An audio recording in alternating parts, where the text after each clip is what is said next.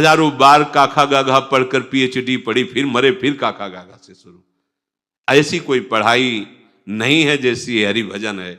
एक बार अगर राम कृष्ण हरि बोला तो अगले जन्म में दूसरे से शुरू होगा, पहले से नहीं होगा। आप जितनी ऊंचाई पर चढ़ जाए, हम तो कहते हैं आगे के लिए रखो ही क्यों, पूरा फाइनल करो इस बार। ये जन्म फाइनल के लिए, और ये स्वीकृति से होगा, क्रियाओं से नहीं। सत्संग के द्वारा प्रकट हुए विवेक से विचार करके इस असत आचरण में लगे हुए शरीर को सत मार्ग में चलाओ। सतमार्ग से पवित्र हुई बुद्धि से शरीर का राग नष्ट करके स्वरूप में स्थित हो जाओ। चाहे वो सहचरी स्वरूप हो, चाहे गोपी स्वरूप, चाहे जो स्वरूप हो, चाहे आत्मस्वरूप, तभी बात बनेगी। ये आभास रूप अहंकार भ्रम, ये आपके भीतर ऐसा बैठ गया है कि तू आत्मस्वरूप होते हुए, आनंद स्वरूप होते हुए, सुख राशि होते हुए भी सुख के लिए भटक रहा है। श्री भगवान कह रहे, सर्वाणीत्युपधारय, स्वर्गलोक, मृत्युलोक, पाताल लोक, जितने भी लोक लोकांतर है, सबके सब इन दो से हैं, अपरा प्रकृति और ये भगवान का अंश। तुम इस अपरा प्रकृति से अपना संबंध हटाओ। बड़ा कठिन है संबंध हटाना, लेकिन समर्पण करने में कोई कठिनता नहीं।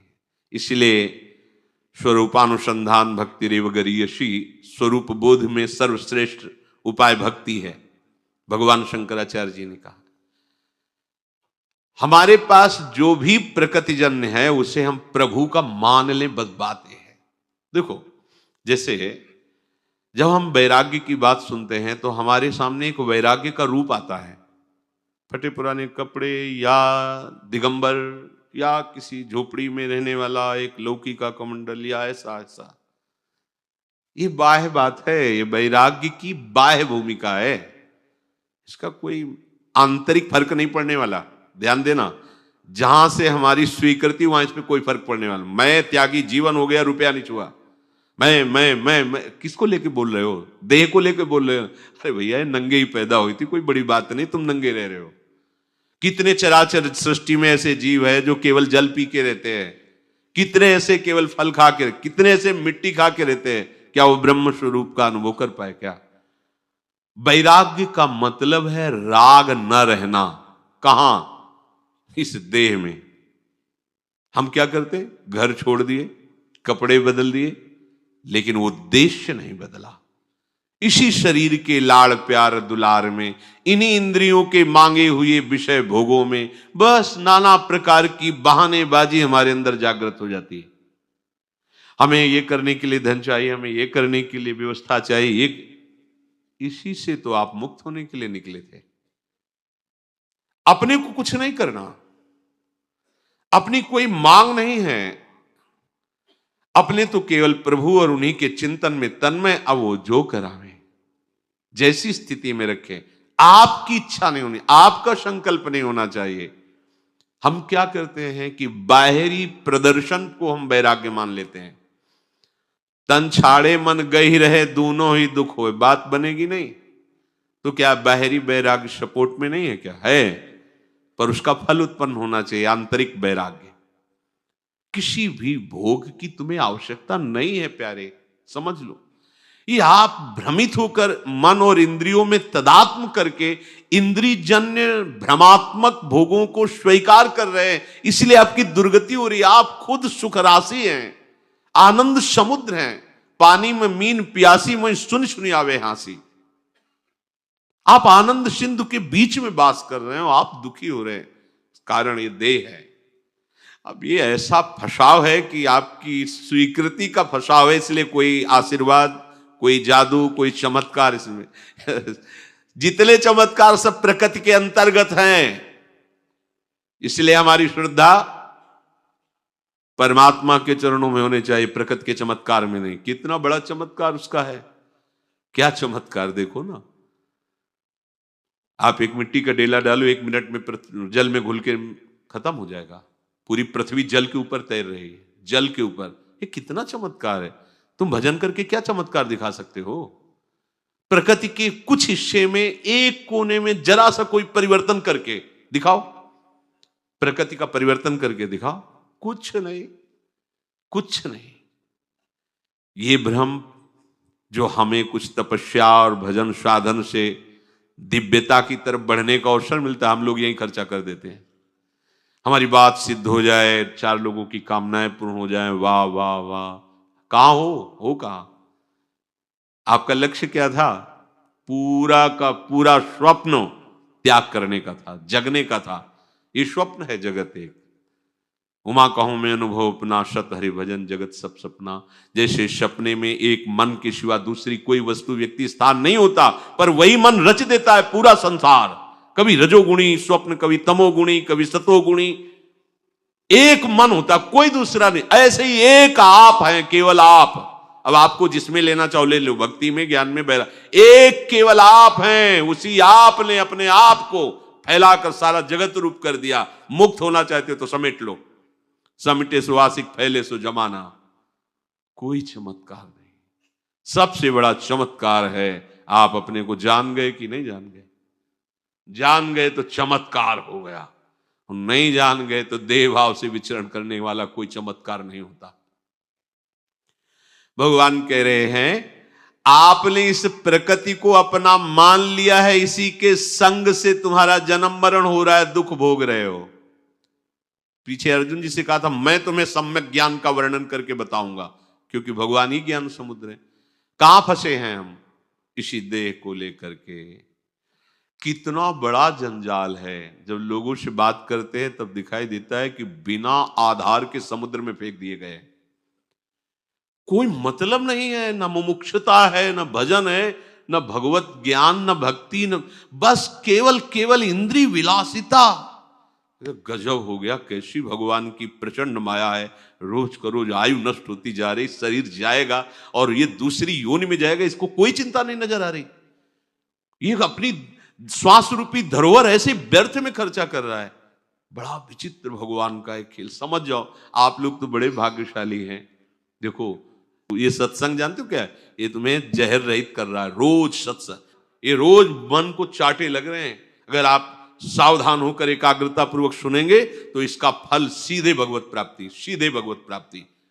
आप एकांतिक साधन करने वाला और सत्संग सुनने वाला दोनों को आप तो अंतर दिखाई देगा। एक में सद्गुणों की भीड़ होगी और एक में अहम का स्फुरण होगा। जो अहम निंदा स्तुति में परिवर्तित हो जाएगा और एक गंभीर शांत और समस्त बचाव पक्ष से युक्त होगा, अपने भजन के बचाव पक्ष से युक्त होगा। भगवान कह रहे हैं तुम इसमें फंस गए हो। देखो, भोजन पाना प्राणों का पोषण करना है। इसको जिस समय जो पाना है वही पाना है। अगर थाल सामने आ गई हो, आप बिल्कुल कवल तोड़ने वाले हैं और उसको अंदर नहीं जाना, ऐसी परिस्थिति आ जाएगी कि ऐसे छोड़ दोगे, भाग पड़ोगे। वो अगर भोग आपको मिलना है तो आप आंख मूंद के ऐसे बैठ जाओ और जिस घड़ी में आपके मुख से पेट में जाना है वो दूसरा खवा देगा, जबरदस्ती खवा देगा। आप विधान को नहीं जानते हो, इसलिए हाय हाय करके मारे घूम रहे हो। प्रभु के विधान को जान जाओ और उनके भजन में लग जाओ, मस्त हो जाओगे।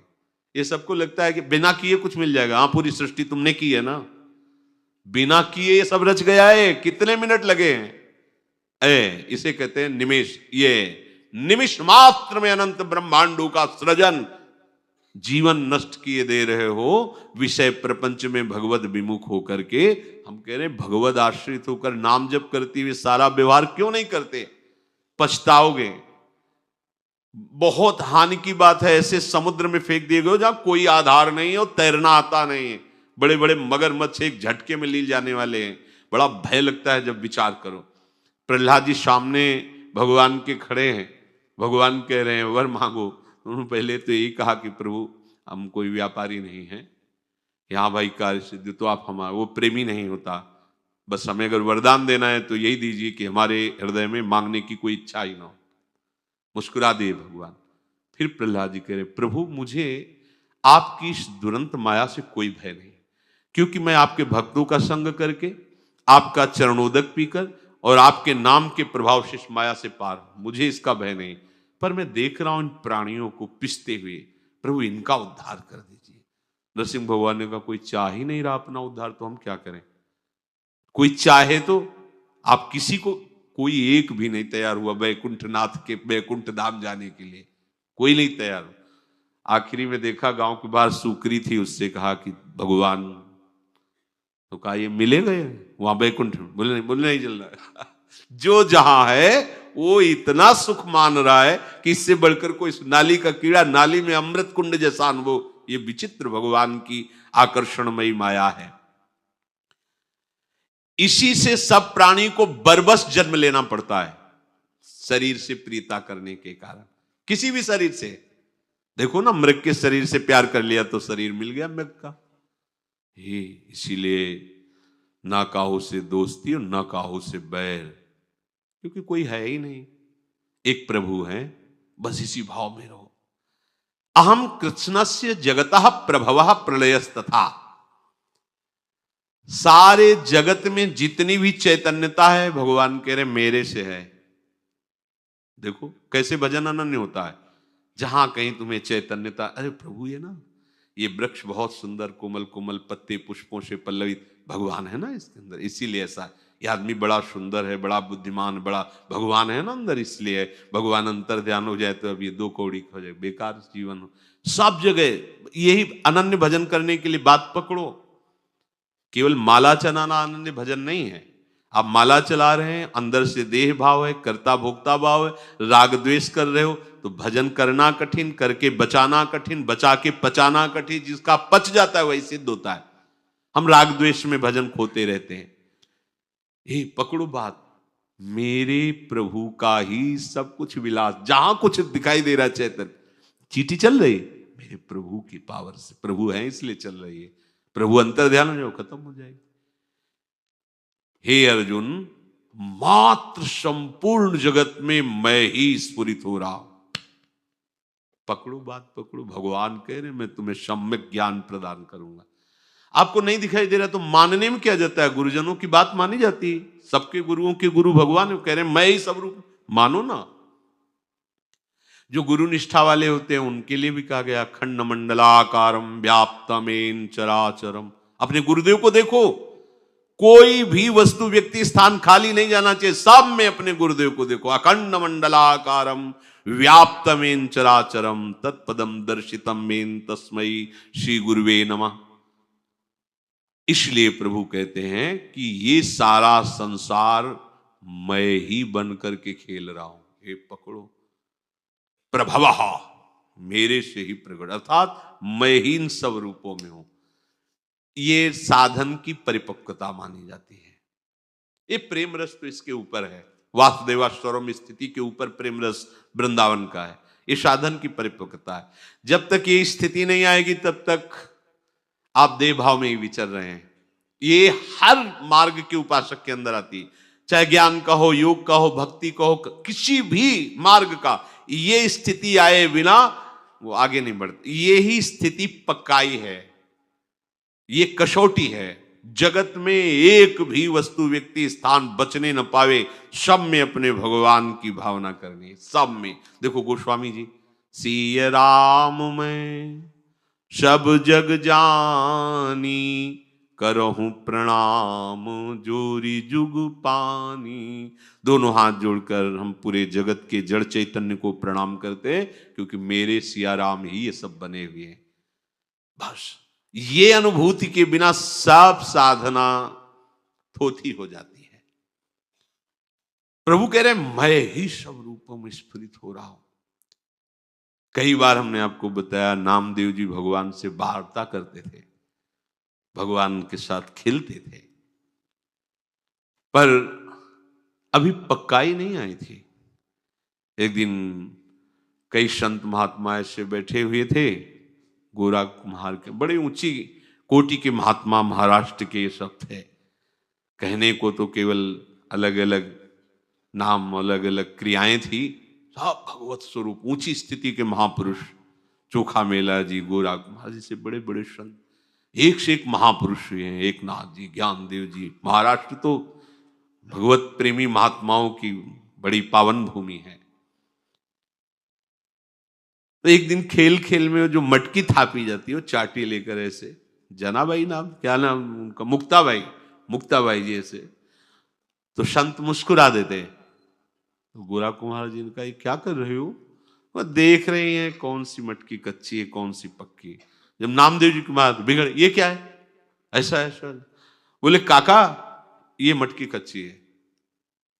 कचाई साधुता में क्या है, किसी भी तरह की किसी प्रक्रिया में तुम्हारे हृदय में अशांति नहीं होनी चाहिए, तुम्हारी हृदय की वृत्ति में हलचल नहीं पैदा होना चाहिए, शांत वृत्ति होनी चाहिए।